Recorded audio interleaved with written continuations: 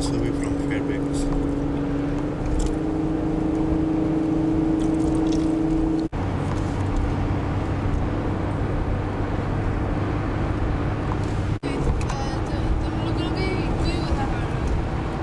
गएपछि लोग स्ट्रॉबेरी ની ઈચ્છા કરતા છે. હા તો લાવો થોડું.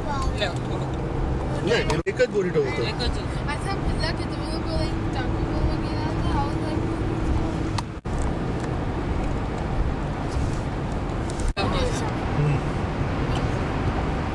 shut up. Just shut up. હું તો રોડ પર જ જોતો છું.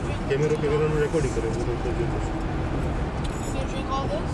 Seem like shut up. Yeah, and then when I quit you, don't cry.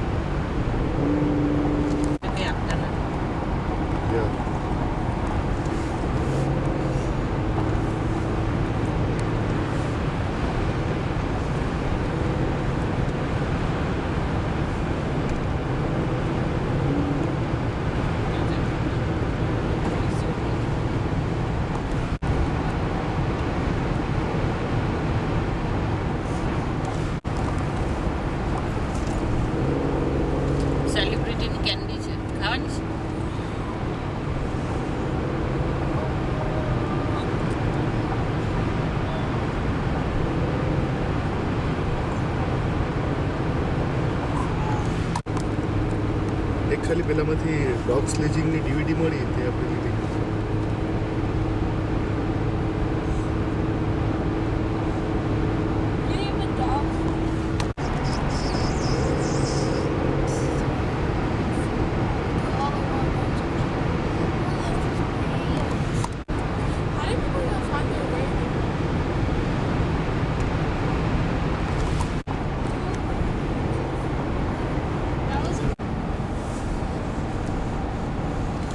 Going towards the Gold Dredge historic landmark in Fairbanks.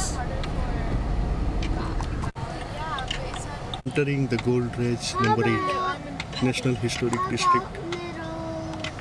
Them bones over in the Dredge Masters Museum.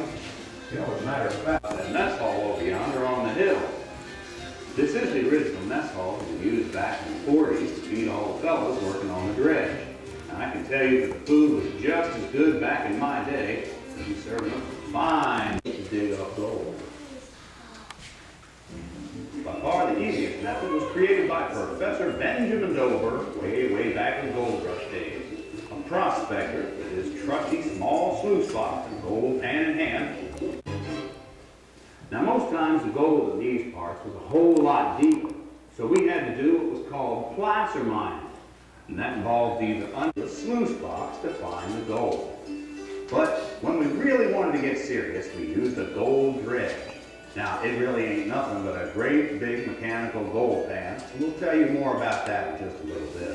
Working the ground around here was no walk in the park, since the ground is frozen solid as concrete year-round just a few feet below the surface. Pretty near 2 to 3 years of thawing before we could even think about putting the dredge to work. But even before the thaw, anywhere from 250 to 500 feet of what we call overburden had to be removed. And we had a couple of ways to get down to bedrock. Now remember, everything in Alaska is big, so of course we used a big hose, also called a water cannon, also called a hydraulic giant, just to remove all the softer overburden. Then, if the first layers of gravel underneath didn't show any gold, we removed that layer of barren gravel with a drag line. The drag line we used here could scoop up 12 cubic yards. That's about 40,000 feet, and it was 90 miles long. Well, we're going to send you on over into the dredge now, where Cam Grease Jimmy will tell you about how they operated that machine, and Lightning Shorty will tell you about how they collected up the treasure. But let me say one last thing here. Maybe it should have been one of my first. This here's Gold Dredge No.8. So the question might be, well, where's the rest of them? Well, sure enough, there was a whole string of these dirt gobblers from here. Pummeled by 9,000 gallons of water per minute. Came up here by boat to Seward and by railroad to Fairbanks. And it took them of the dredge, the lowering and raising of the gangplank. Now each bucket carried 6 cubic feet of gravel. Because of the size of the buckets, dredge number 8 was known as a 6-foot dredge. Now, this dredge, like all others in this area, was run on electricity, which was, and still is, generated back in Fairbanks. We just plugged this big old dredge machine in with one heck of a long extension cord. We had a crew on board, usually of 4 men. The winchman was sort of the captain of the ship and operated the buckets and ladder, controlled the speed and angle of the dig, the direction of the dredge, and made sure it stayed level at all times. If you look aft, that's the back of the dredge to you landlubbers, you'll see it. We are settled a bit to one side right now. Oh, pretty slick. Another crew member was the panner who plotted the daily course and took samples to see how recovery was going. The deckhands watched out for damage to the tops of the buckets, called lips, and kept things running smoothly. And then there was always 6 to 8 men on shore, cleverly called shoremen. And now please bear with me, but back then we didn't give tours of the dredge. Terrible as it was for Smokey here, we just scooted him off the dredge so he could find his proper bearings on shore. Chico, tudo bem. Now, it was right noisy on board, so we rigged all its complicated looking machinery. The actual process of digging for gold is pretty simple. Since gold is heavier than most of the gravel and sand it sits in, it tends to fall and shift to the bottom of that lighter material and settle down near the bedrock. So it was real important that the winchman run the buckets close to the bedrock with every scoop. Otherwise, he might miss some of the highest concentration of gold. Now, scratching along on the top of that bedrock would wear out the edge of the buckets pretty quick, till a fellow named Bucket Lip Louie suggested making them with a removable edge or lip. So all we had to do was replace the lip rather than the whole bucket. It was a whole lot easier, faster, and cheaper. Just like bocots for buckets. It's usually dust or tiny specks mixed in with a whole bunch of rocks and other useless dirt. So placer mining operations had to rely on water to help separate the gold from the other stuff. Gravel milkshake known as slurry. That got dumped into a rotating trommel, a 36-foot long, 6-foot diameter cylinder. The gravel was stirred around through here and mixed with 9,000 gallons of water per minute, so the pieces of dirt, sand, and gravel could get separated by size. The bigger pieces were mostly useless rock and gravel. They fell onto a conveyor belt that took them to the stacker and then out to the tailings piles. The smaller pieces of gold and black sand fell through the screens to the collections table down below. And this is where Lightning Shorty comes in, which means it's time for me to bow out. But before I do, I got a little story to tell you about Leadfoot Phil.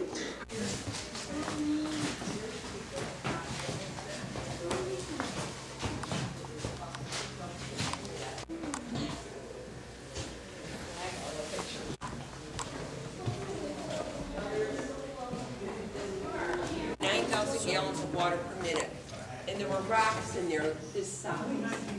So you can imagine the biggest problem they had here.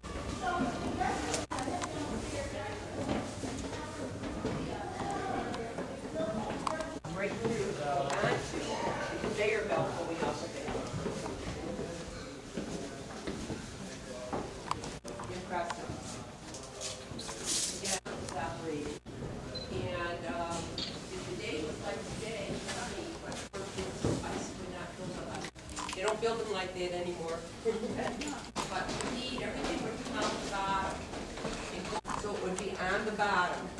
And with these rubber mats all filled with the mercury, the gold would come right across the top, and the mercury would just of melted gold. It almost 45. Oh, morning. Welcome to the cleanup room. I'm Lightning Shorty. And no, this ain't where the crew came to shower at the end of the day. No sirree. Haven tables where we collected the gold. The dredge closed up for about 4. After all the digging, grinding, churning, and soaking, just about the only thing that got down to this level was some black sand, some fine gravel, and the gold. Okay, down to the bottom of these sluice boxes, and the water sifted away the dirt and the gravel. Then the gold could be collected. There were 3 layers of materials used in collecting this stuff. The top one was the mercury traps. I'll talk more about those in a second. Next came the riffles, or wooden slats. And then underneath all that were the cocoa mats. Now the mercury traps were rubber mats with holes in them that were filled with liquid mercury. Magic about mercury and gold. When they get together in the same place, they just sort of bond with one another like Sonny and Cher. They instantly form an amalgam that sinks right through the middle of each one of these traps. That might be where they got the name for that TV show. Amalgam in the middle. When the unauthorized people could get inside the sluices to collect up the gold, an average cleanup every other week yielded about 4,000 ounces of gold. In 1935, that was worth about $140,000. Today, it would bring about $1.75 million. From here, strong boxes full of amalgam were taken into town to the offices of the Fairbanks Exploration, or FE Company, for smelting. First, it was heated in a retort furnace until the mercury vaporized. The mercury was removed, cooled, and reused. Then the gold was heated to 2,000 degrees and poured into bricks weighing 700 ounces. Now, there's a brick mold right there on the floor in front of you. That's 700 ounces of gold, almost 45 pounds. These bricks were then sent to the mint in San Francisco by way of the U.S. Post Office at a cost of $15 per brick.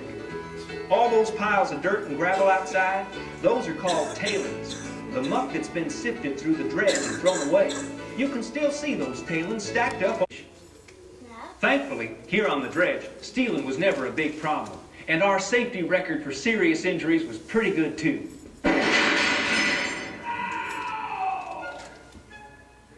Well, there was this one guy who got a bad limp from working down here, but as soon as he got off shift, he quit limping. Rumor has it that he cut slits in his boots, and with every step, he'd scoop up a bit of gold dust and drag it out of here.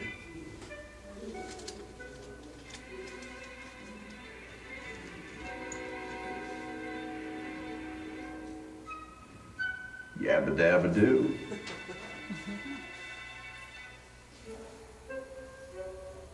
Most work seasons were about 200 days. The longest was 269 days. As much as we loved the work, we had to close up the dredges once everything froze up solid.